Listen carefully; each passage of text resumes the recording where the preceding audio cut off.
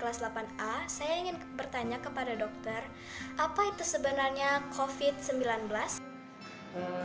Virus corona yang memang nama virusnya. Jadi coronavirus ini berasal dari virus zoonosis yang penularannya melalui hewan ke manusia. Nah, coronavirus inilah yang menyebabkan COVID-19. Kenapa disebut COVID-19?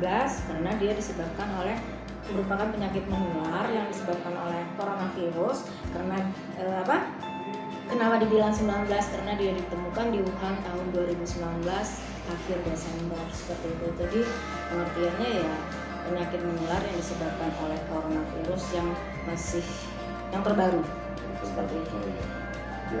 Perkenalkan, nama saya Abdi Kristianto Nugroho. Saya dari kelas 8A ingin bertanya kepada dokter, seberapa bahayakah virus COVID-19? Sangat berbahaya karena ini juga memang ada tergantung daya tahan tubuh, karena kan sifatnya sekarang ini ada yang tanpa gejala ya, mungkin daya tahan tubuhnya kuat, tapi yang beresiko tuh menimbulkan bahayanya itu ya ke arah kematian, sesak yang diakibatkan oleh sesak seperti itu. Terus obatnya juga masih belum ditemukan. Vaksinnya masih dalam proses. Perkenalkan, nama saya Melika Denjita. Saya dari SMP Negeri 3 Tewa, kelas 8B. Saya ingin bertanya kepada Ibu Dokter, apa saja gejala COVID-19? Kalau gejala COVID-19 itu ada yang tanpa gejala, ada yang bergejala. Yang tanpa gejala ya nggak ada gejala, dia kayak orang sehat tapi dia terkonfirm COVID-19. Terus yang bergejala itu biasanya ada gejala ringan, sedang, berat. Kalau yang ringan biasanya seperti penyakit biasa, batuk pilek, panas kayak infeksi saluran pernapasan akut biasa.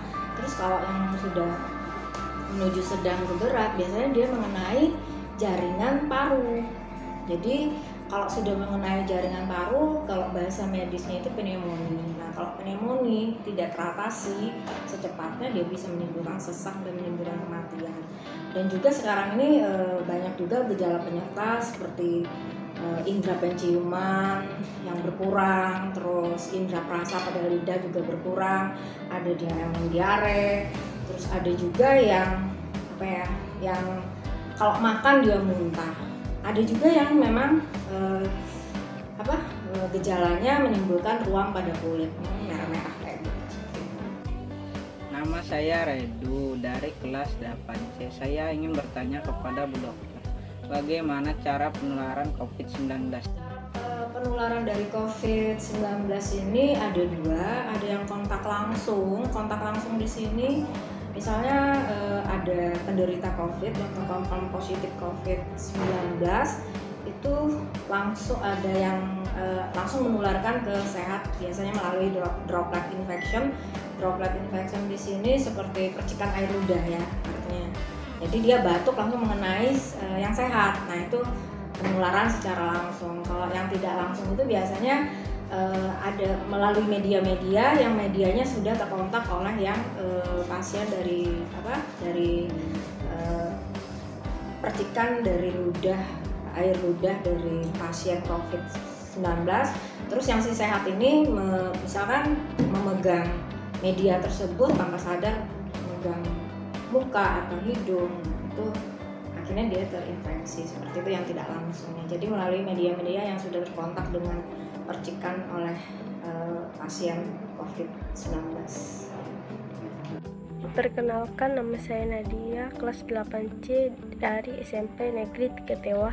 Ingin bertanya kepada Ibu Dokter, apakah COVID-19 dapat ditularkan dari orang yang tidak memiliki gejala? Yang tanpa gejala ya pasti ya, karena kan yang tanpa gejala itu intinya kan terapinya ya tetap dia di karantina kan, karena dari cairan tubuhnya, misalkan dari uap, kita ngomong misalnya ini saya tanpa gejala nih, cuma saya ngomong sama yang orang sehat. Nah, dari uap dari yang keluar dari napasnya atau apanya kemungkinan bisa, bukan kemungkinan sih, berisiko untuk menularkan karena dia sudah ada virus di dalam tubuhnya. Jadi dari pakaian yang dipakainya, makanya yang bergejala dengan bergejala terapinya tetap sama seperti itu, harus karantina. Perkenalkan, nama saya Nadila Alawinata, kelas 9C, Sekolah SMP Negeri 3 Tewah. Yang saya ingin tanyakan kepada dokter ialah bagaimana ketahanan COVID-19 di lingkungan luar. Terima kasih. Cara jelas pastinya itu memang ketahanan virus itu masih belum pasti ya. Tapi kalau yang saya baca di buku panduan penanganan virus COVID ini, kalau di plastik atau di stainless itu biasanya bertahan 72 jam. Terus kalau yang di tembaga biasanya bertahan 4 jam. Terus kurang dari 24 jam itu bertahan di media kardus. Nah, sebenarnya COVID-19 ini dia tidak tahan dengan sinar ultraviolet atau yang panas ya. Jadi ya sering-seringlah berjemur. Makanya yang karantina itu kan disuruh berjemur segala macam berapa jam. Selain itu kan mendapat sinar matahari, vitamin D pagi hari. Makanya dia tidak tahan terhadap panas ini seperti itu. Perkenalkan, nama saya Firmansyah dari kelas 9A. Saya ingin bertanya apakah sudah ada obat dan vaksin virus corona. Terima kasih. Kalau obat enggak ditemukan, kalau belum ada ditemukan, belum ada. Jadi untuk sementara ini penggunaan obat-obatan seperti obat-obat vitamin, penambah daya tahan tubuh seperti itu. Jadi mengkonsumsi vitamin yang mengandung vitamin, vitamin D, vitamin E. Tapi kalau misalkan untuk vaksin mungkin lagi viral-viralnya ya vaksin COVID ini. Cuman ini sudah mulai pendataan, ada yang sudah mungkin di Jawa sudah dilakukan penyuntikan vaksin, tapi untuk kedepannya efektivitasnya masih belum diketahui. Jadi itu masih dalam proses. Kan ilmunya berkembang karena penyakitnya juga penyakit baru seperti itu. Perkenalkan, nama saya Olga Pantina, saya dari 9A. Saya ingin bertanya bagaimana cara mencegah COVID-19. Terima kasih. Ya seperti ini anjuran pemerintah, kayak kita pakai masker, terus cuci tangan sesering mungkin, terus jaga jarak, jangan bergerombol ya. Kalau di sekolah ya adik-adiknya paling tidak jangan bergerombol, terus meja belajarnya itu ada dijarakin. Kalau nggak salah itu sebenarnya 1 meter. Kalau ruangannya besar 1,8 kayak gitu bisa aja.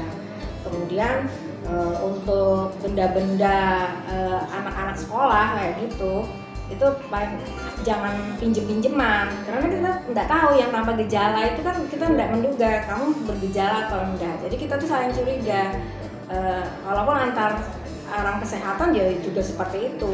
Jadi kalau misalkan ada tamu tuh paling tidak harus diukur dulu suhunya. Terus kalau misalnya anak-anak mau masuk sekolah kayak gitu ya, mau masuk sekolah paling enggak kalau yang diukur suhunya dulu, kalau demam ya dia disuruh pulang aja. Kalau yang menuju new normal ya seperti itu. Terus disinfektan setiap hari, kayak lorong-lorong tuh paling enggak, kita kan biasanya hilir mudik tuh, tapi yang namanya kita terbiasa dengan kehidupan yang kita selama ini dengan tidak ada aturan, jadi paling enggak sekolah-sekolah itu untuk lorong-lorong itu dianuin satu arah seperti itu. Tidak boleh yang tidak boleh kalau dulu kan ya terserah aja mau kamu tabrak kan enggak, terserah. Sekarang terlalu banyak aturan karena ya untuk mematahkan rantai penularan COVID ini, karena kita ya tanpa gejala ini yang tentunya waspada. Iya, kalau misalkan yang kenanya anaknya aja, ini kan dia membawa lagi ke orang tuanya. Nah, orang tuanya yang berisiko kan, seperti itu. Perkenalkan, nama saya Yulina dari kelas 9C. Saya ingin bertanya kepada Bu Dokter, bagaimana jenis masker yang disarankan untuk pencegahan COVID-19? Sekian dan terima kasih. Kalau masker ada yang non medis, ada yang medis. Kalau yang medis itu yang saya pakai ini medis. Terus ada juga yang N95 itu respirator gitu. Biasanya untuk pemantauan di ruang ICU. ada grade-grade-nya seperti itu. Jadi kalau misalkan untuk screening atau menghadapi pasien yang rawat jalan seperti itu ya kita pakai medis yang seperti ini. Kalau yang non medis banyak di pasaran, biasanya dari kain ya, kain katun. Bisa yang 3 play tapi yang 2 playnya itu katun yang lebih tipis. Biasanya itu yang disarankan oleh WHO. Jadi kalau yang satu lapis itu, tapi paling walaupun kita pakai masker, kebiasaan kita yang tidak pernah pakai masker, terus kebiasaan kita yang ini itu juga harus diperhatikan. Jadi cara melepas maskernya, cara menggunakan maskernya, nah itu tergantung juga. Walaupun kita pakai masker, kalau melepasnya sembarang kita naruh ya tetap aja kena. Jadi tergantung dari kitanya gitu loh. Mengikuti peraturan, oke, mengikuti peraturan, tapi cara kita mengatur diri kita dalam penggunaan untuk pemakaian masker juga harusnya, walaupun pakai alat pelindung diri selengkap apapun, kalau kita melepas dan menggunakannya sembarang ya tetap kita tertular seperti itu. Tapi tidak menjaga kemungkinan kita tertular. Kenapa? Ya itu tadi, cara kita melepas masker. Karena kalau kita makan, kadang taruh di sini, padahal di sini kita sudah ada infeksinya kan. Nah, ada cara-caranya, cuman ya tergantung kita mengikuti aturannya. Kalau orangnya protektif mungkin. Jadi mau masker scuba, mau masker yang non medis yang 2 play atau 3 play, itu ya intinya dia meminimalisasikan angka penularan dengan melalui masker karena tidak kontak langsung. Seperti itu. Perkenalkan, nama saya Dwitio Asmadi. Saya dari kelas 9B SMP Negeri 3 Tewah. Saya ingin bertanya, bagaimana cara menggunakan masker yang benar? Sekian dari saya, terima kasih. Sebelum menyentuh masker, cuci tangan menggunakan sabun dan air bersih mengalir, dan bersihkan tangan menggunakan cairan antiseptik berbahan dasar alkohol. Kalau cuma antiseptik itu kan untuk bakteri aja kan, virusnya juga tidak mati. Terus yang kedua, langkah kedua, ambil masker dan periksa apabila ada sobekan atau lubang. 3, tentunya sisi mana yang merupakan sisi atas tempat pita logam berada. Ini kan ada pitanya. Tapi ini masker medis. Terus pastikan sisi masker yang tepat menghadap keluar, sisi berwarna biasanya. Kemudian yang kelima, tempatkan masker ke wajah Anda, jepit pita logam atau bagian tepi masker yang kaku sehingga bentuknya sesuai hidung Anda. Jadi yang logamnya ini dijepit kayak gitu.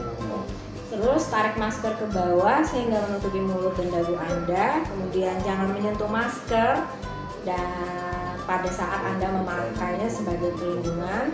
Setelah digunakan, lepas masker dengan tangan bersih, lepaskan tali elastis dari belakang telinga sambil menjauhkan masker dari wajah dan pakaian Anda untuk menghindari menyentuh permukaan masker yang mungkin sudah terkontaminasi. Kemudian segera buang masker sekali pakai di tempat sampah. Setelah digunakan, jangan digunakan kembali masker tersebut. Itu yang portable. Kalau yang kain itu bisa dicuci dengan air deterjen. Kemudian jaga kebersihan tangan setelah menyentuh dan membuang masker. Gunakan cairan antiseptik berbahan dasar alkohol, atau jika terlihat kotor, cuci tangan Anda dengan sabun dan air mengalir. Seperti itu.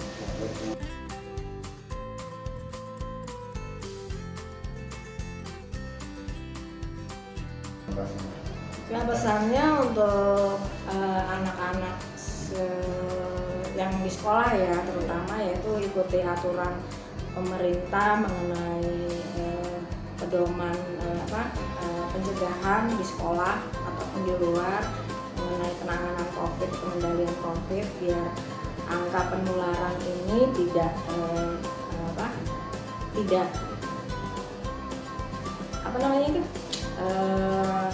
meningkat. Dengan mengikuti aturan tersebut, otomatis kita membantu pemerintah dalam memutuskan mata rantai penularan COVID-19. Begitu aja.